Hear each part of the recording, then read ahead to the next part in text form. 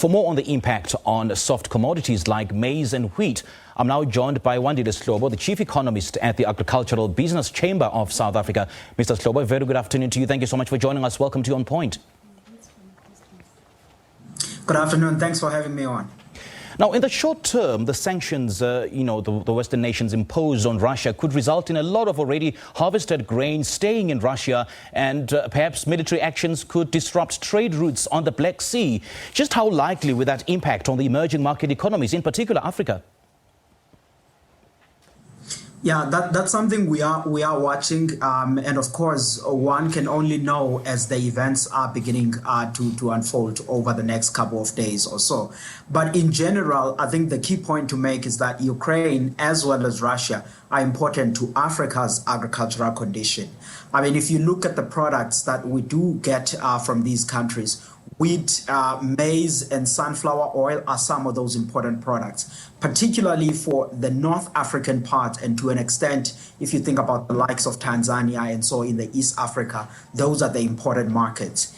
Here at home, both of those two countries are important in South Africa, but I would say the key products that we do get wheat, sunflower oil, we can be able to source from other markets. So the availability in South Africa won't be an issue regardless of what would happen, but prices is another discussion, which I think that's where we need to focus on. And global food prices are already rising along with those of other commodities, and any disruption risks further price shocks as importing countries scramble for supplies in a tightening market. So do the smaller players have what I would call, the shock absorbers to sort of cushion the impact of the disruptions? For instance, Africa does produce wheat, but is it enough? No, Africa's wheat is not enough. I mean, as a continent, we spend roughly, I would say, $4 billion importing some wheat from wheat and flour oil. And similarly, if you look at how much we get from Ukraine, the African continent spends around about $2.9 billion importing both wheat and sunflower oil. But the key point that you are raising here about the prices is the one that I think in the near term is going to channel in even on the South Africa side. We are coming from a year where South Africa's food price inflation 2021 was averaged at 6.5% from around about 4.8% in 2020. If you were to ask what was driving inflation at that time, it was the global factors, particularly the elevated global commodity prices. This time around, then, we were still in that cycle where Brazil, it is dry, and that is pushing up agricultural commodity prices internationally. China's demand is one of those factors. Now, the additional upside risk is the one that we are discussing, the Russia-Ukraine story, because of the importance of these countries in global agriculture. And I think that it will continue to add that upside pressure. And in South Africa, that's how, in the near term, we're likely to feel that impact. And of course, from the African continent, some of the countries that are more interlinked, particularly the Arab part of the Africa, the top countries, Egypt, Tunisia, and the others, that's where the area I worry about the supplies. Yeah, and just moving forward, Wandile, how should governments around the world better prepare themselves to react quickly to avoid food insecurity and potential famine?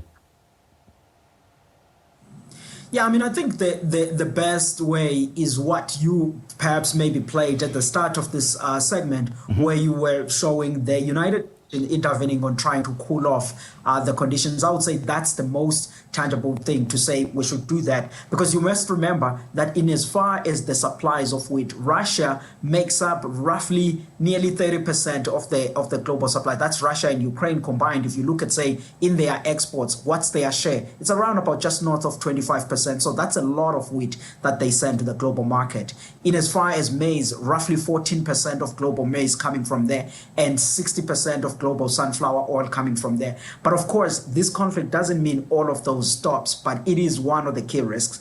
And no matter what happens, the price shocks that come as a result of that uncertainty is also one of the things that keeps everybody uncomfortable. So the better way is to say, how do you mediate and ensure that the conflicts do not escalate? As I think the United Nations and some of the other developing countries, and I saw even our government issued a statement last night in this regard. It's often said that in every crisis, there's always an opportunity. Is this perhaps good news for other wheat exporters, for instance? Absolutely. If you do have the commodity, it is basically going to be a good news for you. And it's not just the story of wheat, it's a story of the entire cluster of the agricultural grains and oilseeds. Maize, wheat, vegetable oils, that's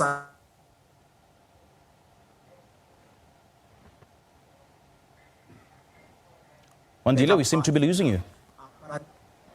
global commodities. Okay.